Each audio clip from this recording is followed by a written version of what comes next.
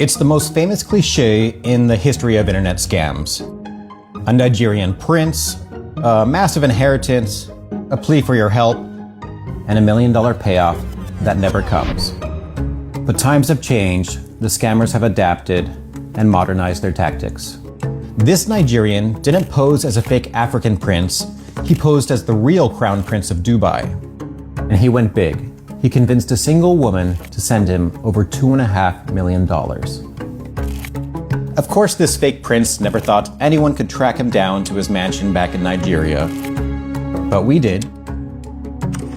And we never thought we'd find the people behind this fake crown prince acting as pillars of their community, rubbing shoulders with some of the most powerful officials in the region and beyond.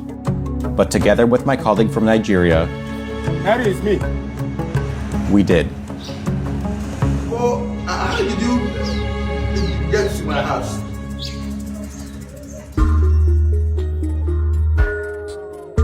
Our story starts with Laura, a successful Romanian businesswoman. She wants to remain anonymous because she's embarrassed about getting scammed. 3 years ago, she was contacted on LinkedIn by a person who said he was the Crown Prince of Dubai. He wanted her help investing millions of dollars in a humanitarian foundation in her native Romania. Over the next 2 years, they exchanged thousands of messages. A romance blossomed. On the business side, the prince had Laura meet his financial manager in London to facilitate opening a bank account. Crucially, at a subsequent meeting, Laura brought a friend who snapped a photo of her and the financial manager together. Laura was given login details to a new online bank account where she saw a deposit with over £200 million. But the banking site was a fake clone and the money wasn't real. When Laura tried to withdraw funds, she got an email demanding a large fee in order to release the prince's funds. By that point, she had already sent hundreds of thousands of dollars to the prince, so she paid. In all, she sent over $2.5 million. She was desperate and in debt, believing the only way to get her money back was to send even more. But here's where our story gets interesting. Even a fake prince can't move millions of dollars across the world on his own. This one had partners helping him. But they were apparently fighting behind the scenes over how to divide up Laura's money. And finally, 2 of them betrayed him. First, Patrick, who had posed as a financial advisor, emailed Laura. Stop paying any funds for any reason to a person or group of whom promises for marriage or any transactions. The pre-trial visitation acknowledgement form is also a fraud. He defrauded you of more than 3 million euros. Then the fake prince's financial manager. African magic, juju, and voodoo he has used on you to make you believe he was real prince to marry you. Laura started to understand. So my account in London is fake? It's a lie from the pit of hell. Laura confronted the prince. Matthew told me that you are not the prince. He said his partners just wanted to sabotage their love. Matthew has targeted plans against my relationship with you. He said his former partners were to blame. Matthew and Nicholas caused the damages. She realized it was a con and started pleading for her money back. Where is my money? Pay me the money back. How can you be like this? A person with no soul. Finally, Laura asked the fake prince's former partners for a little help. Please give me his real name. One gave him up. He told Laura the prince's name was Nzube Henry Ikei. We'll call him Henry for short. He also sent Laura videos of Henry at his new mansion. We had his name and his face. Henry became the focus of our investigation.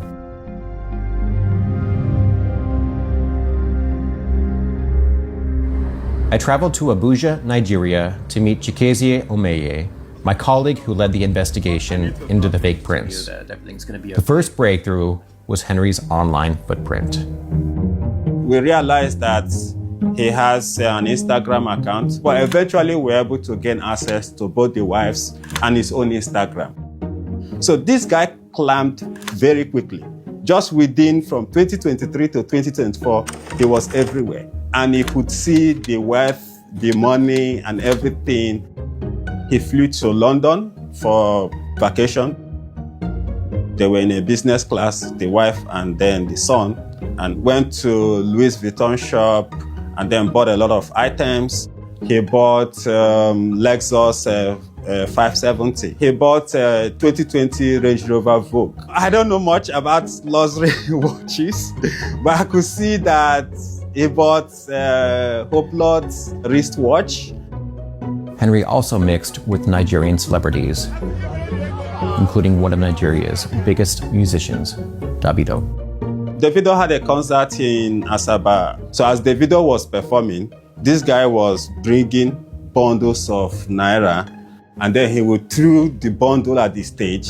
The naira flew around and then carpeted the stage. What is Henry's nickname? His nickname is Excess Money. We didn't know where he was, where he lived in Nigeria. And then the wife put a post on Instagram thanking God for gifting them another mansion in another city. And that mansion in another city is the house in Abuja. Nigeria doesn't really have extensive Google Street View maps or a complete real estate registry. So Chikezie had to find Henry's mansion through old school detective work. You know, there was no metadata in the video or the pictures they have posted online. So we couldn't exactly figure out exactly where the house was located. But then Henry himself posted pictures of him and one of the biggest real estate developer in Nigeria. So my own hunch was like, but probably he bought this house from this man. So it's probably in one of his estates. Over several days, Chikezie drove around Abuja, checking the developer's different estates against the social media videos. Eventually, he found one that was a match. He drove us there. This is the military zone, and this is where we are now. See this one. So this is the place we park now. So you could see this, the water tanks, overhead water tanks.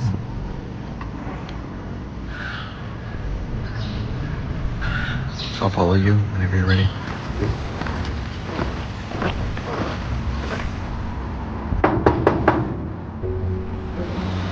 Yeah, that is me. Chikezie. Eh?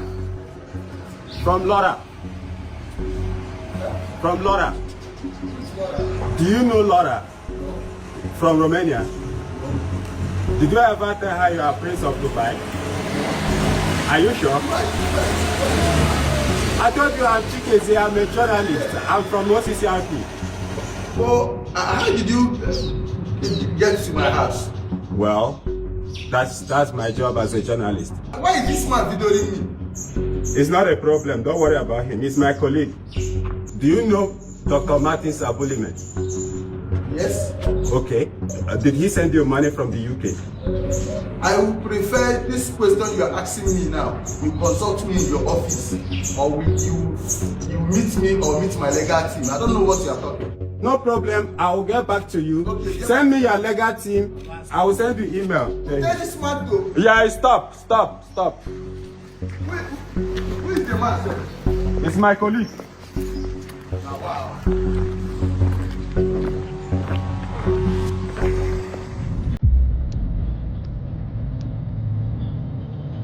Story isn't over just yet.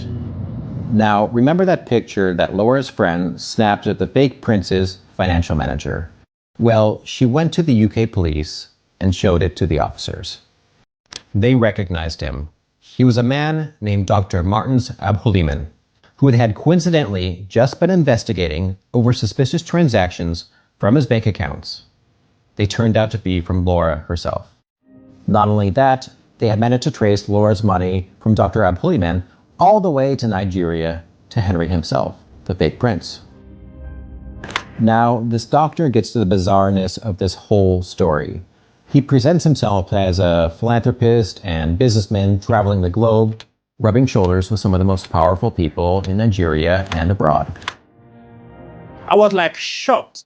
He's a 60-year-old man who has access to top politicians around the world. In Nigeria, he's been with presidents, in Ghana, everywhere. Mayor of London, celebrities. How did he get into this? Until recently, Dr. Abdulrahman also ran the Jose Foundation, which actively campaigns to end gender-based violence. Anybody who sees him will see him as a very responsible man who is into social good. But look at what he has done. And it's not just the doctor. Henry the Fake Prince also runs a Nigerian humanitarian foundation.